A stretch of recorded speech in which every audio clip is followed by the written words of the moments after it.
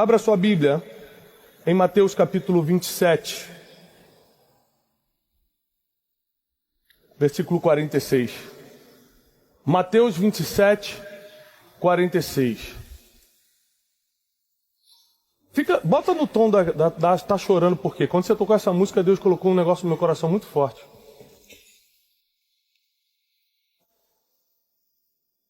E diz assim: e perto da hora nona, exclamou Jesus em alta voz, dizendo: Eli, Eli, lama sabachthani. Isto quer dizer: Deus meu, por que me desamparaste? Eu não sei você, mas eu sou crente desde criança. Eu sou filho de pastor, sou neto de pastor. E por muitas vezes na minha vida, eu me senti desamparado por Deus. Ano passado, eu perdi minha mãe. E naquela semana que ela ficou no hospital antes de partir, eu tentava negociar com Deus de todas as formas. Eu não sei quem já perdeu alguém querido e tentou negociar, teve tempo para negociar com Deus. Eu fiquei negociando, prometendo coisas a Deus, falando: Deus, se você levantar minha mãe, eu faço tal coisa, eu faço isso. Eu comecei a negociar e nada acontecia. E quando o médico veio com a notícia, eu falei: será que Deus existe mesmo? Porque eu orei a semana toda, eu prometi tantas coisas a Deus. Por muitas vezes eu me senti desamparado. Eu lembro quando eu quebrei. Alguns anos atrás eu quebrei emocionalmente e financeiramente, mas assim, de uma depressão profunda. Nessa depressão que hoje o pessoal escreve, não, sente uma tristeza e fala que está em depressão. É depressão clínica mesmo, não consegui sair de casa, não consegui tomar banho, não consegui fazer nada. Todo o telefone que tocava era para me cobrar, era para me ameaçar. E no meio dessa situação eu olhei para cima e falei assim: será que você existe mesmo? Porque a minha vida toda eu fui dizimista e ofertante, como é que eu estou passando por essa quebra? E eu tentava encontrar motivos pelo qual Deus estava permitindo aquela situação. Mas não é possível, porque tem coisas que você plantou para colher. E é até difícil você orar quando você sabe que o que está passando é a colheita do que plantou. Você vai orar para quê? Se na Bíblia está escrito que você vai ter que colher o que plantou. Agora tem coisas que são inexplicáveis. Você não sabe por que está passando. Tem perdas na nossa vida que a gente nem imagina por que estão acontecendo. A gente fez tudo certo, o marido do nada foi embora. A gente fez tudo certo e a pessoa que prometeu casar na semana ou no mês antes falou que não vai mais. A gente fez tudo certo e o patrão mandou embora, fechou a porta. A gente não sabe explicar certas perdas. Nós não sabemos explicar certas dores da vida. E é muito difícil acreditar numa música como essa, quando tudo que você vê é choro. É fácil a gente cantar aqui, ó, milhares de pessoas reunidas, todo mundo levantando a mão na mesma fé, e a gente cantar: tá chorando porque... Você vê todo mundo cantando e você vai junto. Se você tem um Deus que cuidar... Aí você fica arrepiado, é tudo. Você fala: nossa, Ele sabe de tudo que você está passando. Não é bonito escutar isso? E mandou te dizer que Ele está cuidando. Sabe qual é o problema? É quando você está sozinho no teu quarto, tendo que ruminar sua dor, tendo que ruminar a facada nas costas que você acabou de levar. E essa música perde o sentido, porque não tem milhares de pessoas cantando contigo, não tem irmão pegando na tua mão e falando: vamos cantar junto. É você sozinho com a tua vergonha, é você sozinho com as tuas dúvidas, é você sozinho com os teus próprios confrontos. Aí muita coisa perde o sentido. A maioria das palavras proféticas que eu recebi na minha vida perderam o sentido quando eu estava quebrado. A maioria das palavras proféticas na minha vida perderam o sentido quando eu perdi algo que valia muito para mim. Então, é muito bonito a gente cantar certas coisas, a gente ler certas coisas quando a gente está reunido, mas no dia a dia é que a gente mostra quem é de verdade. E essa madrugada eu tive uma experiência com Deus, e é sobre isso que eu quero pregar hoje. Eu cheguei de viagem ontem do exterior. Eu estava muito cansado. vindo de uma série de atividades fora, fui lançar um livro fora do país. Aliás, você que não tem ainda o livro especialista em pessoas, ainda dá tempo para Deus te perdoar desse pecado. Esse livro está ajudando milhares de pessoas. E vai estar disponível lá atrás. Se acabou, porque eu acho que já acabou, passa lá na livraria que está vendendo. Não sou eu que estou vendendo, é uma livraria aqui de Fortaleza, só me avisaram. Que aí você encomenda para amanhã. O livro especialista em pessoas vai mudar muita coisa na sua mente. E nós estávamos lançando esse livro, cheguei cansado ontem. Aí passei o dia todo ajeitando as coisas, fiquei quase 10 dias fora, você fica ajeitando as coisas, ligando para o escritório, tá tudo bem na empresa, como é que tá isso, como é que tá... Pronto, tá chegando a hora de dormir. Vou botar o sono em dia, estava cansado, A Janine entra no quarto e fala assim, Tiago, bota uma roupa, porque o Joaquim está passando mal, a gente precisa ir para o hospital. E eu, como um bom pai, eu falei, é muito sério para eu ir? Ela falou, você vai comigo. Eu falei, claro, sim senhora. Eu descobri um segredo para ser feliz no casamento. Estou 17 anos casado. É falar sim senhora para tudo. Parou as discussões lá em casa. Eu até fiz a figurinha de WhatsApp, sim senhora, com a minha imagem, mando para ela. Ela falou assim, quando você pousar em Fortaleza, me avisa. Eu mando a figurinha, sim senhora. Pronto, acabou as brigas. Uma maravilha. E eu falei, tá bom, me arrumei e fomos. Ela falou, é rapidinho. Ele está muito fraquinho, deve ser só para o médico ver como é que está isso, aquilo. Entramos 10 horas da noite, saímos 9h15 da manhã. E quando entrou, o médico começou a medir um monte de coisa.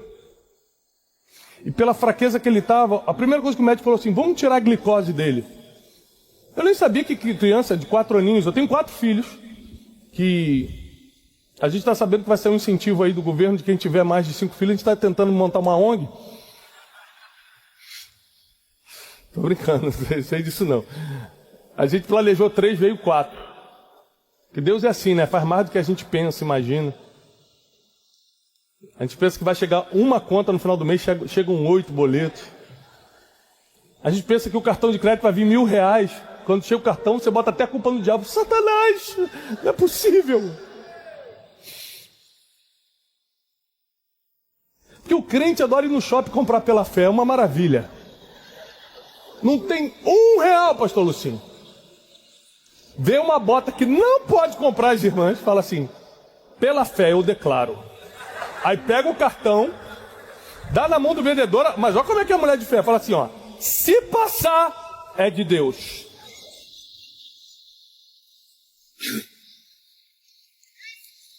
Não é assim ou não é? E tem gente que fala, a qualquer momento Jesus vai voltar, vamos deixar os boletos para o anticristo pagar. O boleto chegou, você já está 82 meses pagando. E por algum motivo, pela fraqueza de Joaquim, a gente tem 4 filhos, Joaquim é o nosso terceiro, a gente chama lá em casa pelo número 1, número 2, número 3, número 4, Joaquim é o número 3. Tirou a glicose, e a glicose dele estava tão baixa, que o médico ficou desesperado, porque tinha uma chance de ele começar a convulsionar. Então rapidamente decidiram furá-lo, para tentar colocar soro e glicose direto no sangue. Quando seguraram o braço dele, o Joaquim olhou no meu olho e falou assim, pai, começou a chorar. Você vai deixar fazer isso comigo? E na hora eu peguei o braço do enfermeiro e falei, peraí, vamos esperar. E aí o médico falou assim, olha, nós temos que rápido intervir. E aí o Joaquim me olhava com os olhos lacrimejando e falou, pai, não deixa me furarem. Eu comecei a chorar junto, falei, meu Deus, o que eu faço? Porque ele é muito magrinho, quem já viu o Joaquim na internet, é muito magrinho, bichinho, tadinho.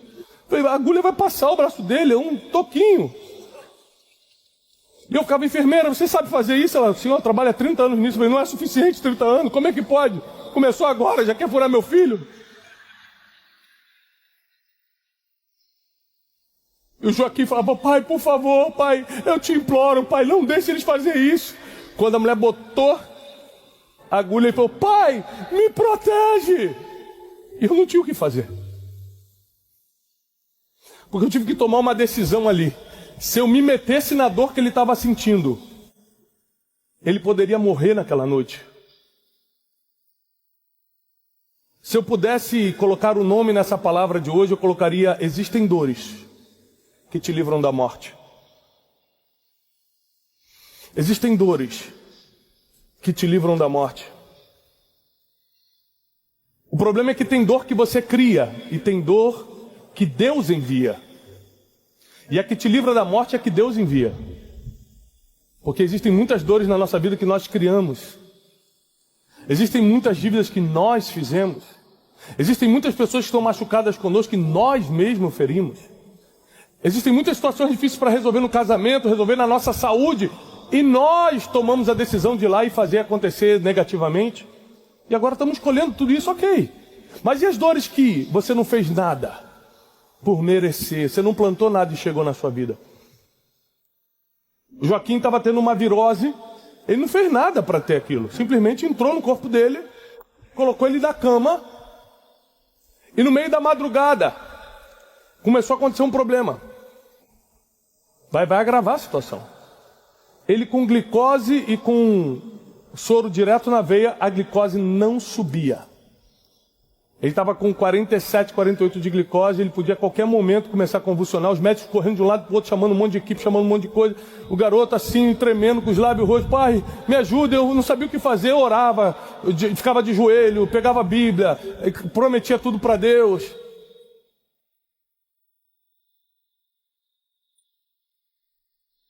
E aí o médico falou: nós vamos ter que furar agora o outro braço. E enquanto a gente fura esse braço, na outra mão a gente vai começar a fazer outro exame de glicose para saber o que está acontecendo. E começaram a furar ele simultaneamente. Se furava do outro braço e depois furava o dedo desse outro. E ele me olhava e ele: pai, você me abandonou. Uma criança de 4 anos. Olhou nos meus olhos e falou: você me abandonou. Porque eu não estava conseguindo segurar os médicos que estavam machucando ele. Eu tenho 41 anos de vida e 41 anos no Evangelho. E foi a primeira vez que eu entendi esse versículo que nós acabamos de ler. Eli, Eli, lama sabachthani. Meu Deus, meu pai, por que você me abandonou? Por que você me desamparou? Só nessa madrugada. Eu não dormi hoje à noite, eu estou aqui, virado, como a gente diz. Mas eu vim aqui servi-los com essa palavra, porque Deus vai tirar muita gente da dor que não precisava estar passando hoje.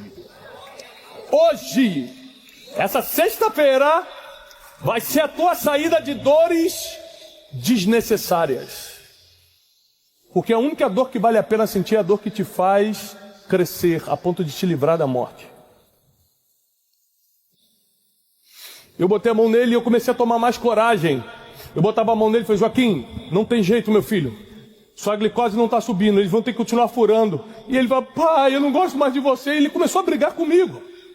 E foram furando ele até de manhã, quando deu 9 horas da manhã, a glicose dele subiu. Os médicos já estavam desesperados, a madrugada toda batalhando, eu e Janine orando, acionando todos os intercessores, ligando para todo mundo. A glicose subiu. Fizeram um novo exame e deram alta. Pode ir. No carro ele cruzou o braço e veio brigado comigo.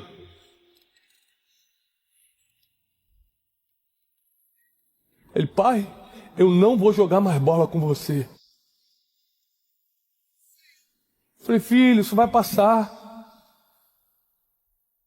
Foi para o seu bem. Ele tem 4 anos. Você acha com que idade que ele vai entender o que eu fiz nessa madrugada com ele? Com 5 ele vai entender? Porque eu deixei furar ele? Sim ou não? Só quando ele for? Pai. Ele vai ser adolescente e vai falar: pai, não precisava me fazer sofrer. E por coincidência nós somos iguaizinhos com Deus. Deus está nos deixando passar por uma dor, a gente olha e fala: você não vai fazer nada? Você não está vendo que estão me humilhando? Eu te sirvo desde a minha mocidade, você não está vendo que eu estou quebrado? Você não está vendo o que ela está fazendo? Você não está vendo o que ele está fazendo? Você não está vendo a dor que eu estou passando? E Deus está igualzinho. Eu estava nessa madrugada no hospital falando: meu Deus, Senhor, não pode. Porque o que ele quer não é evitar a dor, é te livrar da morte. Porque a dor que meu filho sentiu nessa madrugada tirou ele do vale da sombra da morte. As dores que Deus permite na tua vida não é para te derrubar, é para te tirar da sombra da morte. Se você parar para pensar, eu parei de falar com Deus. Foi o único momento da minha vida que eu me revoltei com Deus. Foi de 2013 para 2014, quando eu quebrei. Eu tinha uma agência de turismo e quebrei. Foi uma história bem triste. Alguns que me acompanham sabem como é.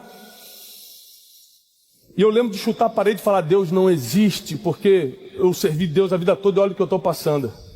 Hoje, em 2022, quando eu ajoelho para agradecer a Deus, eu falo: Deus, obrigado porque tu me quebraste lá atrás. Porque se hoje eu estou fazendo o que eu estou fazendo, cumprindo o meu propósito, escrevendo livros, fazendo o nosso programa matinal, o Café com Destino, pregando aqui nessa noite, se hoje eu estou fazendo alguma coisa para Deus, é porque Ele quebrou uma empresa que eu achava que era tudo para mim. Ele tirou de mim para me livrar de uma morte espiritual, morte emocional, até morte financeira, não sei. Mas Deus me quebrou para me livrar da morte. Sabe uma coisa que a gente esquece? Que José resistiu à mulher de Potifar. Lembra disso? Mas resistiu quantas vezes? Quantas vezes? Uma. Imediatamente depois ele foi preso. E a gente fala: que injustiça! Um homem que não fez nada ser preso. Injustiça ou livramento? Porque a dor da prisão livrou ele de ter outras oportunidades de errar.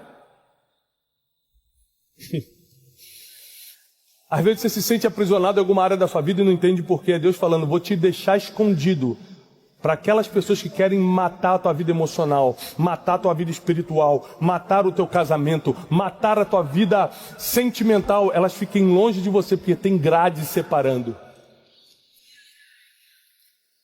O problema é que geralmente o lugar que Deus te esconde não é o lugar que você queria estar.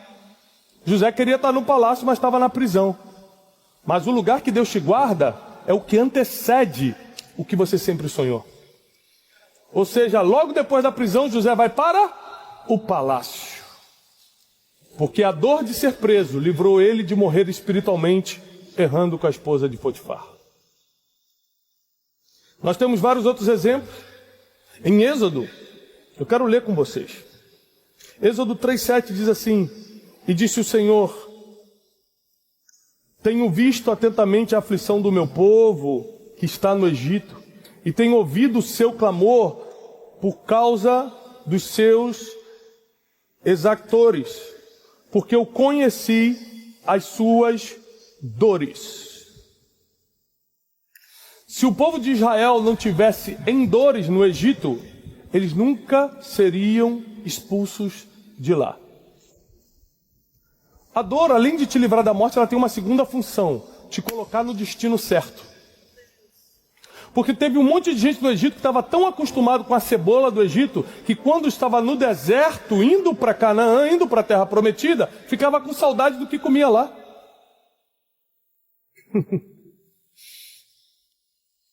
Esses dias, todo domingo de manhã, às 10 horas da manhã, eu subo uma pregação no YouTube. Domingo passado eu subi uma pregação chamada Os 3 Níveis de Fé.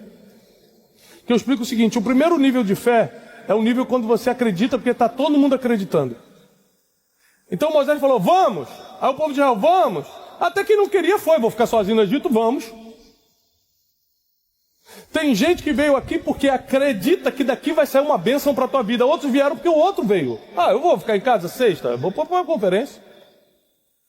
Não é que é errado, mas é só o primeiro nível de fé. Acreditar porque está todo mundo acreditando. O segundo nível de fé é quando você acredita porque viu alguma coisa. E a Bíblia diz que muitos que seguiam a Jesus acreditavam nele por causa dos sinais e prodígios que ele fazia.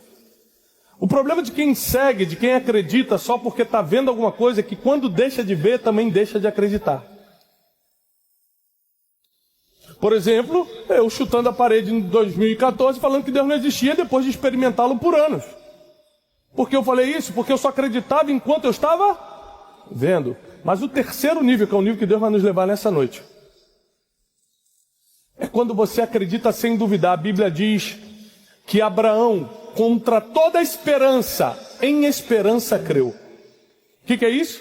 Quando os céus falaram, você vai ter um filho. Era contra toda esperança, porque ele era velho e Sara era velha. Mas ele diz, eu acredito no que foi dito sem duvidar. Esse é o nível mais alto de fé. É contra a esperança, é contra a naturalidade acontecer, mas você está acreditando sem duvidar. Você não precisa que alguém vá contigo, acreditar contigo. Você não precisa ver um sinal para acreditar, você simplesmente acredita. E acredite se quiser. Sabe quando o nível de fé 3, nível 3, chega na nossa vida? Adivinha, já sei. Quando a gente está passando férias em Paris. Aí você está lá na Torre Eiffel e fala, gente, que fé maravilhosa que eu vou ter agora. Está na Disney, esperando para andar na montanha-russa e fala, gente, vou ativar minha fé agora, que eu acredito que... É isso? Não. É quando falta o dinheiro no bolso. É quando o diagnóstico chega. É quando o filho quer sair de casa sem motivo. É quando a família começa a desmoronar. É quando as coisas começam a dar errado. É quando parece que tudo está saindo do controle. Aqui. Sua fé ou vai para o nível 3 ou te desmancha de vez. E muita gente está aqui, está com nível alto de fé a ponto de vir por uma conferência como essa, porque passou pelo vale da sombra da morte. E a dor, ao invés de matá-lo, alinhou o futuro, alinhou o destino dessa pessoa. Por isso ela está aqui hoje. Ano passado, eu tive uma crise de rins. Eu nunca tinha dormido no hospital na vida, eu nunca tinha tomado uma anestesia geral na vida. Eu tive uma crise de rins. Eu vim saber que era de rins depois. Eu comecei a sentir uma dor fora do comum e falei, Janine, eu estou passando muito mal, Janine. Os homens são sempre assim, de estar passando muito mal, não deve ser nada. Eu falei, Janine, eu estou com muita dor aqui. Ela, já sei, é gases, toma Luftal. Ele me tacou remédio. Eu girando no chão, ele não está passando. Vamos no hospital então. Eu falei, não estou conseguindo andar lá, não, aí já é graça. Anda direito, vamos. Aí eu fui. Cheguei no hospital, quando fizeram os exames, falei, meu Deus, vamos ter que operar rápido. Eu olhei para a Janine, viu? Não eram gases. Eu estava mal mesmo. Dessa vez eu estava mal. E aí, os médicos tiveram que começar a me preparar para dar uma anestesia geral. Me operaram. Foi terrível. Quando eu acordei, eu estava com, esqueci o nome, um catéter. 3 dias depois, usando aquele catéter, não vou dar detalhes porque foi uma coisa terrível. Eu comecei a sentir a dor de novo. Esqueceram de tirar uma pedra. Oh, glória. Aí eu falei assim, não, Jesus, não é possível, esqueceram de tirar uma, que benção, comigo aconteceu, se aconteceu alguma coisa muito ruim contigo, fala assim, logo comigo? Eu falei, não acredito, eu estava num bom hospital de São Paulo, eu falei, moço, isso costuma acontecer, sabe o que o médico me falou? Nunca aconteceu. Eu falei, glória então a Deus, vamos ter que operar de novo, 3 dias depois, me apagam de novo para tirar a pedra.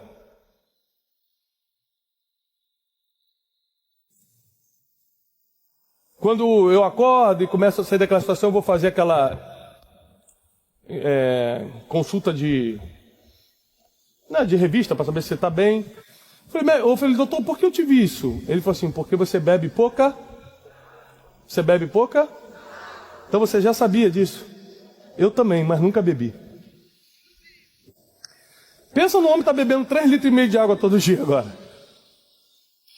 Porque a dor que eu passei me fez perceber que eu nunca mais quero senti-la novamente. Só que para que eu nunca mais a sinta novamente, eu preciso tomar uma atitude. Qual é a atitude? Tomar? Vou até tomar um pouquinho agora, que me deu até uma dorzinha. Só de falar aqui, deu uma pontada. É hipocondríaco, né? Fala, já começa a sentir. Estou tomando muita água. Aí fui fazer uns exames, fui fazer aquele exame geral, como é que fala? Check-up. Uns 3 meses atrás. Os caras pegaram meu exame. Nossa, tá muito bom esse exame. Muito bom. Todas as taxas boas, maravilha. E tal. Ó, se você continuar nesse ritmo, você vai ver 10 anos a mais do que você viveria. Aí ele pegou meus últimos exames. Antes da questão dos rins. Ele falou, meu Deus, aqui você ia morrer. colesterol alto, glicose, tudo ruim. Mas o que aconteceu? Quando eu comecei a tomar muita água, eu falei, já que eu estou tomando muita água, eu também vou comer menos. Quem sente Deus te falando que você precisa comer menos? Você está sentindo isso? Terra, ali ó. Tem um assembleano ali que já gritou, sou eu, é comigo. Está sentindo que Deus está falando assim? Come menos, meu filho, para que tudo isso? Aí eu falei, quer saber, eu vou começar a comer menos também. Conclusão, a chance de eu viver 10 anos, ou 15, ou 20 mais do que eu viveria, é muito maior, segundo os médicos. E sabe por quê? Eu comecei a ter essas atitudes? Porque eu senti muita dor. A dor é um presente. A dor é um presente. Se eu não tivesse sentido a dor nos rins, eu poderia partir mais cedo. Porque sem água no corpo, me alimentando mal, com o ritmo de vida que eu tenho, com o estresse do dia a dia, do trabalho, do instituto, viajando, fazendo as coisas, eu poderia partir.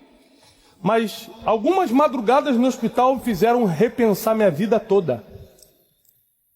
Enquanto você está reclamando, porque tem gente te furando, o pai está te olhando e falando, mas eu estou aumentando a sua glicose, não tem jeito. Mas eu estou te livrando da morte, não tem jeito. Mas eu estou te ensinando algo que no futuro você vai saber exatamente como fazer, porque passou por isso aqui. Nada vale mais do que a experiência. Repete comigo, nada vale mais do que a experiência. Vou te provar. Descobrem que você precisa operar o cérebro rapidamente. Descobriram um tumor. Precisam retirar hoje.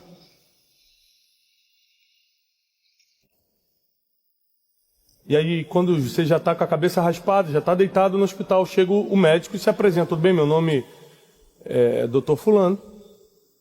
Você já está todo marcado aqui para cortar em sua cabeça.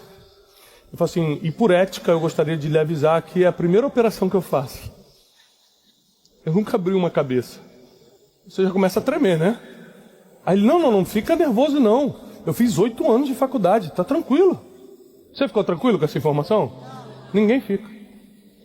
Então me diz uma coisa, de verdade, você prefere ser operado por um homem que fez 8 anos de faculdade, mas nunca operou uma cabeça, ou quem nunca entrou numa faculdade, mas operou 2.000 cabeças e deu tudo certo? Sua vida que está em jogo, decide aí. A gente vai na experiência.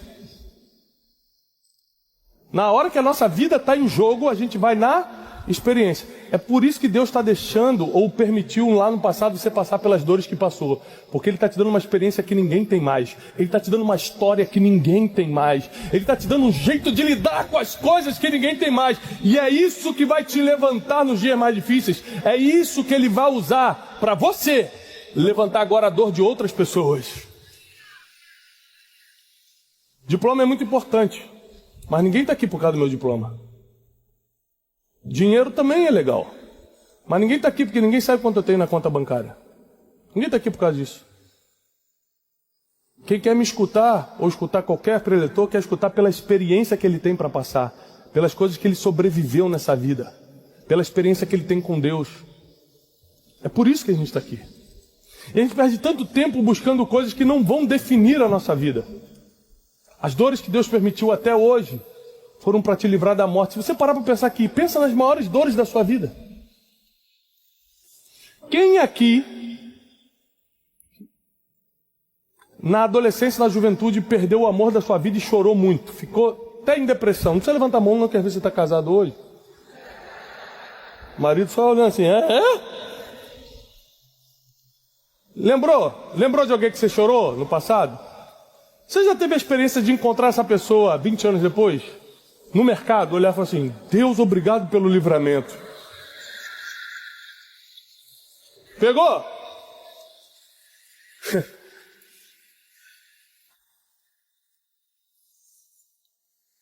Porque quase ninguém tem 60 anos de idade e está igual o pastor Lucinho que tem 60 e está inteiro.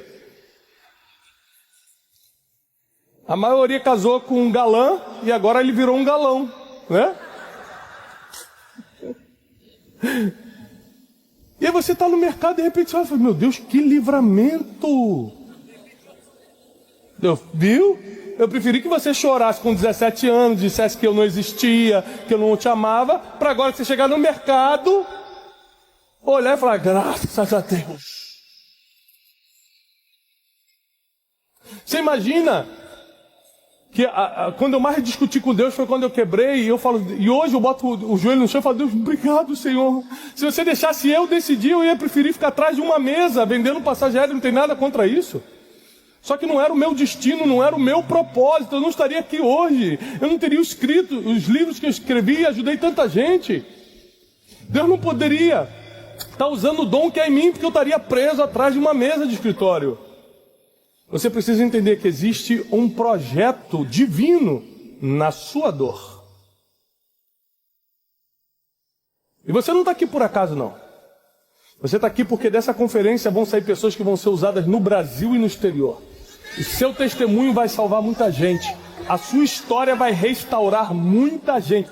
Aquilo que você via lá atrás como vergonha, você vai começar a chamar a partir de hoje de testemunho.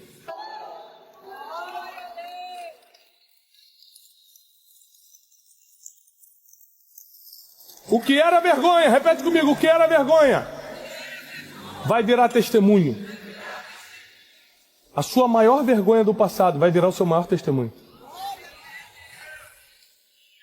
Vou te contar uma coisa que eu não costumo contar em público, não. Mas como eu sei que aqui no Ceará não tem fofoqueiro, eu posso contar aqui que ninguém vai falar para os outros. Esse homem está muito empolgado. Pedir já para um diácono ficar perto dele, por favor.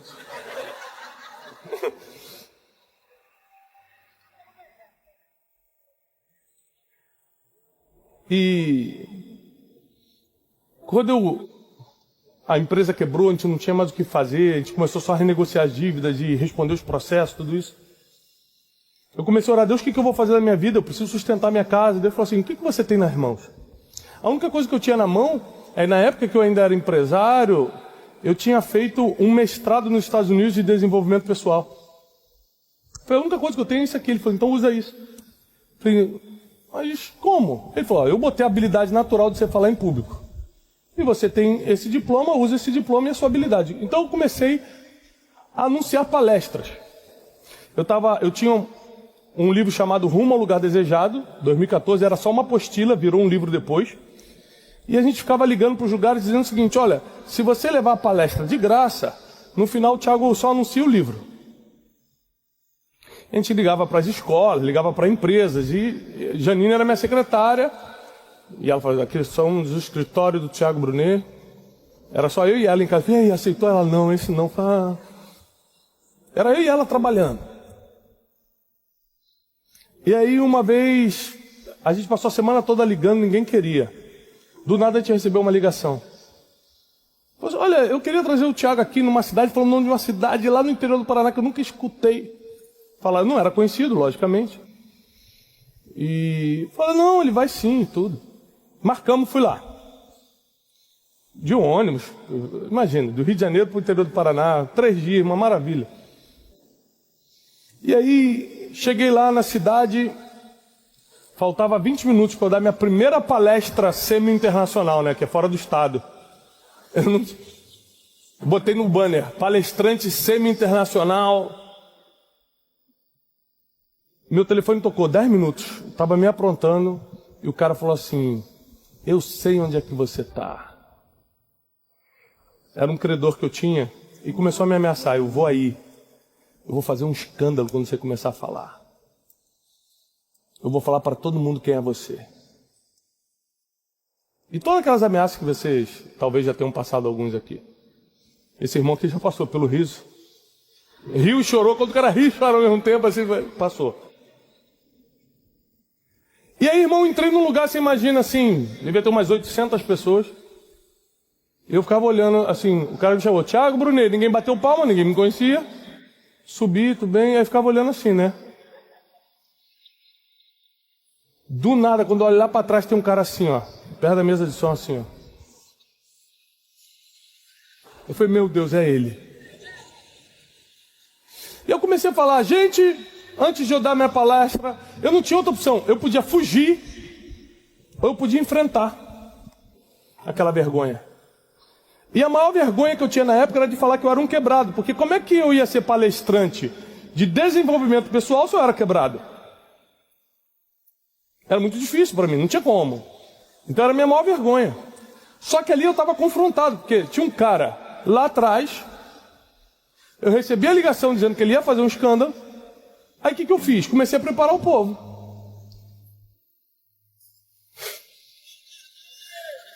Falei, gente, antes dessa palestra, eu quero contar quem eu sou. Eu sou um homem quebrado. Eu venho de uma situação muito difícil. Não faz nem 6 meses que eu saí de depressão e de ataque de pânico. Eu comecei a escrever esse livro que está em formato de apostila, porque eu queria que as pessoas entrassem rumo ao lugar desejado como eu entrei. Eu ainda não estou bem, mas já estou aqui. O pessoal já começou a dar uma aplaudidinha. Falei, eu estou quebrado mesmo. Quem está? Todo mundo, não. Eu falei, opa.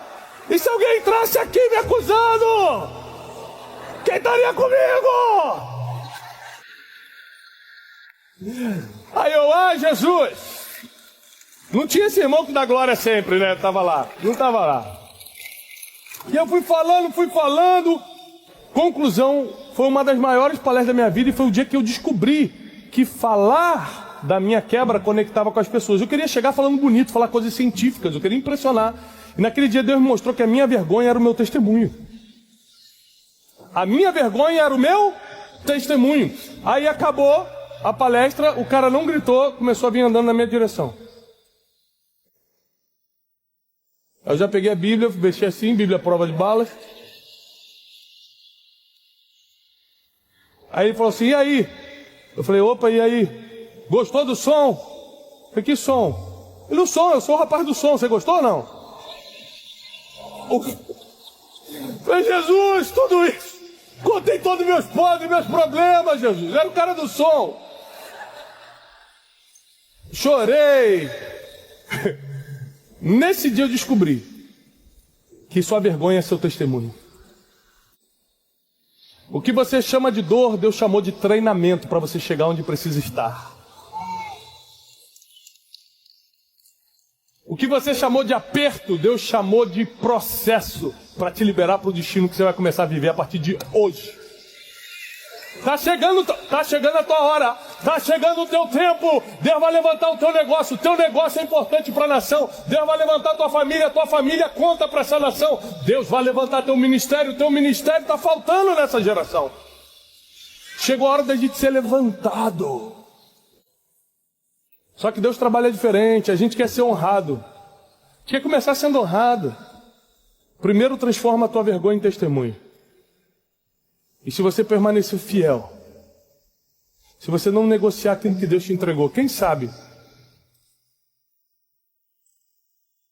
você também recebe o que muita gente espera, que é a honra, que são portas abertas.